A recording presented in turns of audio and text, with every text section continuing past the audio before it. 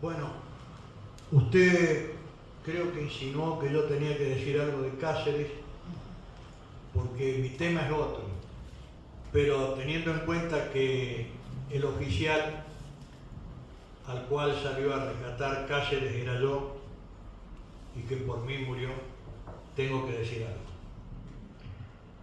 Cuando éramos dos comandos asesorando a un equipo de combate del grupo de artillería de Montaña 5, artilleros que tenían que actuar como infantes, hombres de la montaña que tenían que actuar en el monte. Por suerte, ese equipo de combate tenía un líder, un verdadero líder, que era el capitán Juan Carlos Jones Tamayo, ya fallecido. Estuvo en prisión.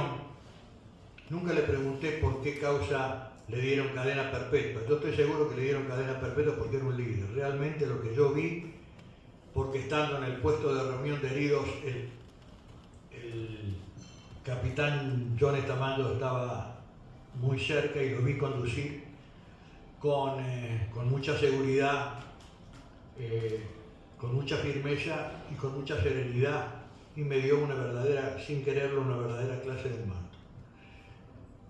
Cáceres lo asesoraba a Jones, lo asesoraba, pero las decisiones siempre, la última palabra la tenía Jones. Quedaba otro punto álgido que era la punta de infantería, me la dieron a mí, y en un combate muy sorpresivo para ambos lados, las puntas de infantería sufren, obviamente. Caí herido, le grité: Cáceres, estoy herido, Cáceres, estoy herido. Pero para que supiera, porque pensaba que mientras progresara nuestro ataque, que progresó, él me iba a rescatar. Lo que nunca me imaginé es que él no esperó que progresara el ataque. Se lanzó a donde yo estaba, en un lugar expuesto, y se tiró cuerpo a tierra al lado mío. Yo le dije: ¿qué hace? Quédate tranquilo que ya te saco. Lo tiraron y lo mataron. ¿Que cometió un error técnico? Sí, producto del impulso, del fervor, de su compromiso, de su camaradería. Sí, pero a los hombres hay que juzgarlo primero por lo ético y luego por lo técnico.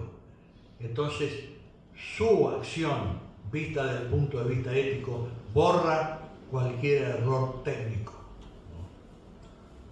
La imagen de Cáceres abandonando su posición fue tan impactante para mí que la tengo grabada como si fuera una fotografía en colores con todos los detalles. Podría dibujarlo, podría pintarlo en este momento, a pesar de que han pasado 50 años. Ahora paso a mi tema.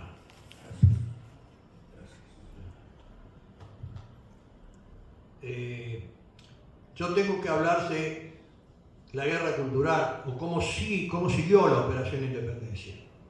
Bueno, ahora estamos, la guerra revolucionaria en la Argentina, algunos la niegan, pero hay que recordar que la Cámara que juzgó a la Junta Militar dijo: acá hubo una guerra revolucionaria.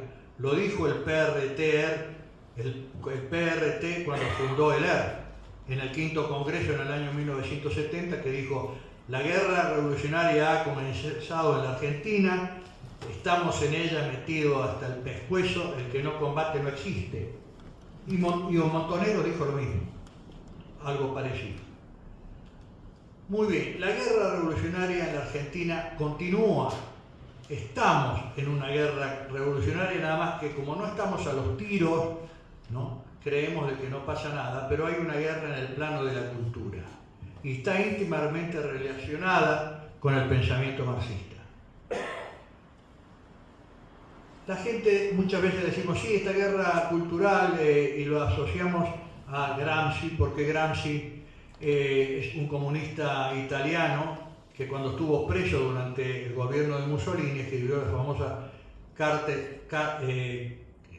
Cuadernos de la cárcel, y él introdujo en el pensamiento marxista un concepto muy importante. El concepto hasta él era que el último reducto de la defensa de la burguesía eran las Fuerzas Armadas. Y viene Gramsci y dice: no, el último reducto de la defensa de la burguesía no son las Fuerzas Armadas, sino una cultura que la burguesía distribuye entre la población para demostrar y convencer de que ese sistema, el sistema capitalista y los valores de la burguesía están bien, ¿no? Y que la sociedad está bien con esos valores. Si se destruyen esos valores, necesariamente la burguesía, con la última defensa, aún con la última defensa de las Fuerzas Armadas, no va a lograr sostenerse. Lo que hoy existe como guerra cultural es ese concepto de Gramsci, pero Gramsci no entró en detalle sobre cuál es la metodología para aplicar ese concepto. Lo dijo someramente que sí, que había que ir conquistando posiciones o trinchera por trinchera, ¿no?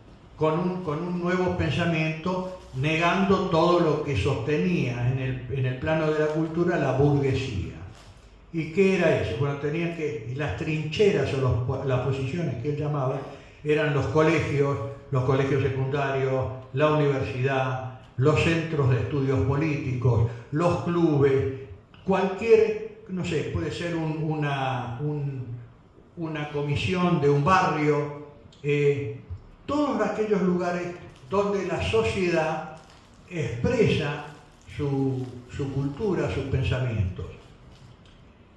Lo que no dijo Gramsci, porque no lo podía decir por la misma evolución de la sociedad, cómo es hoy la metodología de esta guerra cultural.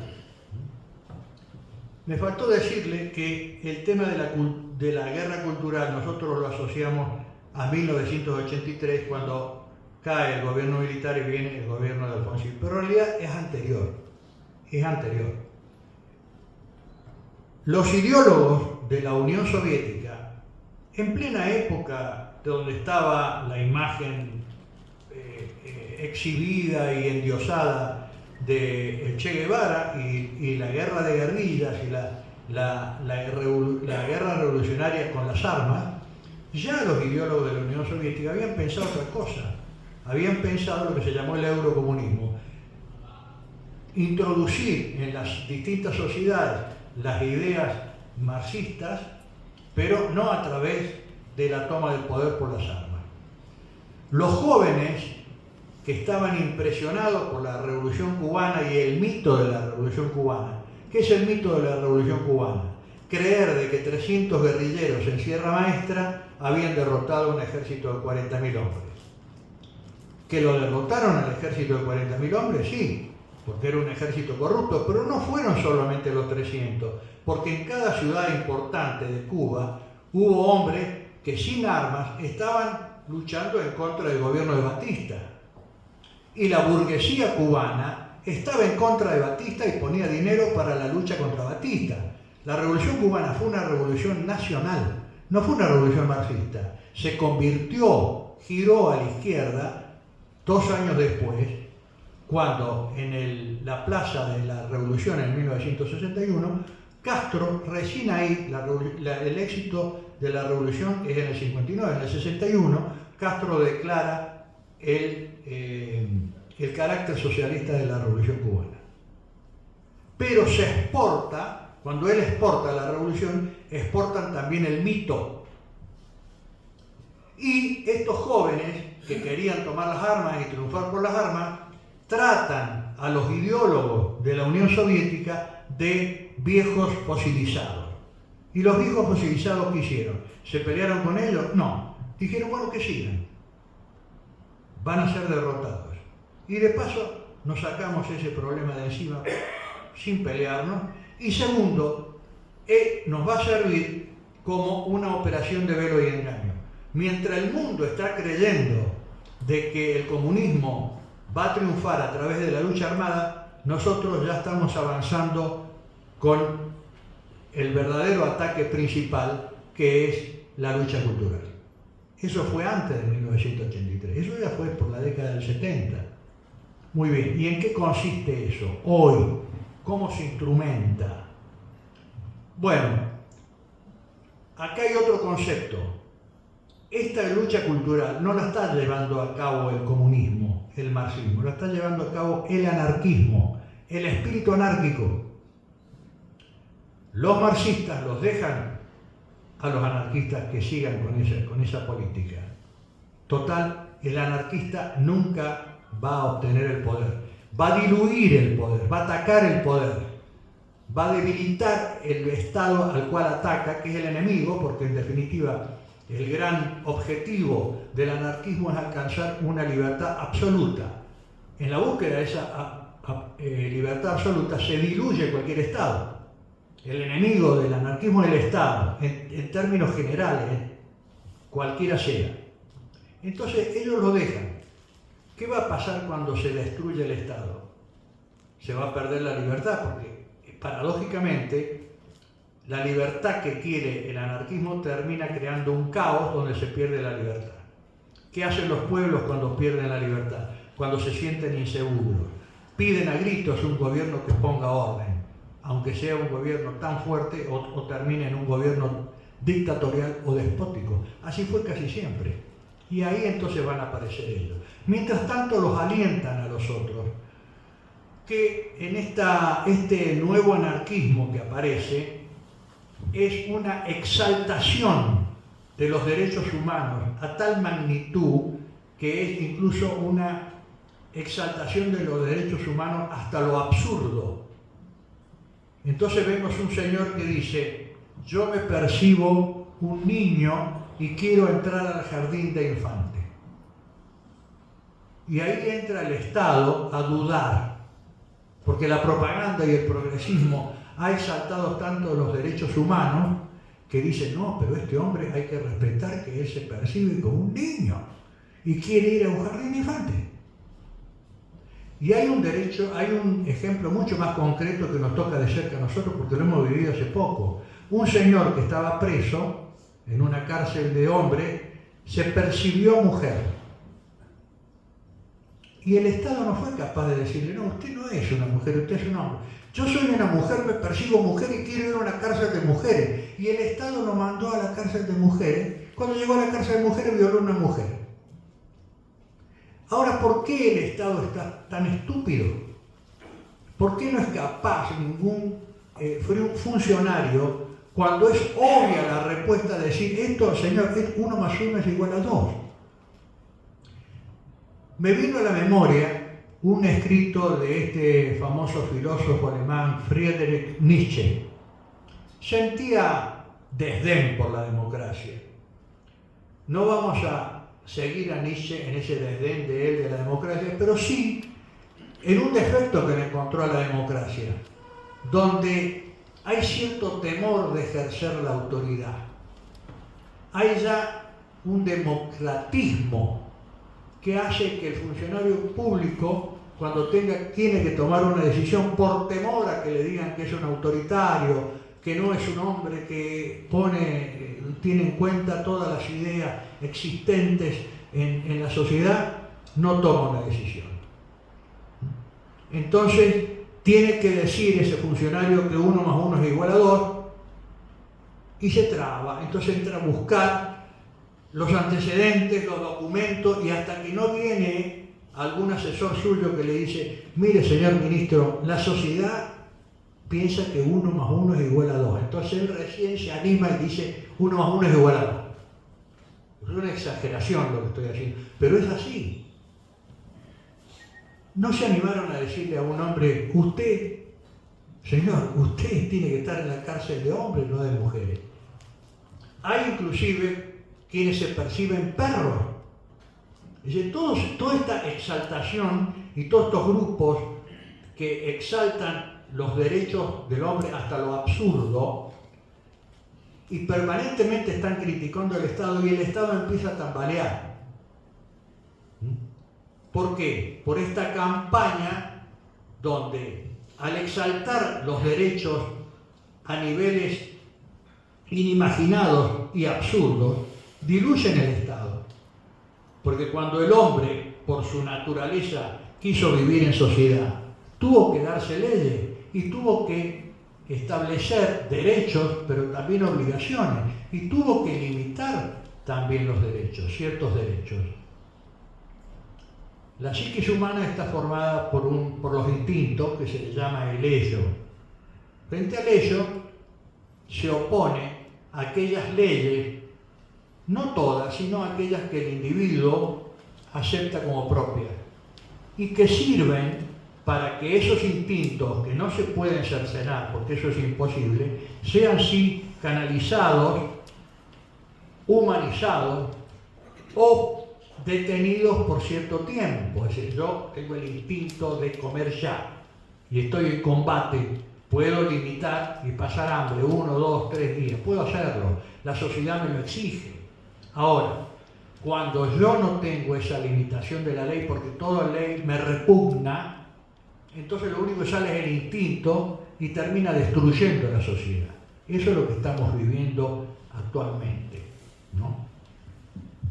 Hay muchos ejemplos al respecto. Todo lo que se llama el progresismo, que para mí es un deseo de algunas personas de mostrarse ante la sociedad con ideas avanzadas, entonces aceptan cualquier tontería inexistente, se termina destruyendo también el sentido común. Eso es lo que estamos viviendo. Esta guerra cultural la hace el anarquismo, un anarquismo que ya de alguna forma fue descrito en mediados del siglo XIX, pero como no era un anarquismo asociado al socialismo, porque en un momento fueron compañeros de ruta el anarquismo y el marxismo, porque la idea final de uno y otro es la sociedad sin Estado. La diferencia está que el marxismo decía: hay que derrotar a la burguesía, imponer una dictadura del proletariado para borrar los últimos vestigios del poder burgués. Cuando se borran los últimos vestigios del poder burgués, va a haber una sola clase social, que es la clase proletaria. Luego, como por definición marxista, el Estado es el órgano de opresión de una clase por otra, al haber una sola clase, no hay opresión, no se necesita el Estado y se puede vivir sin Estado. Entramos en un paraíso, verdadero paraíso terrenal, pero sin Dios.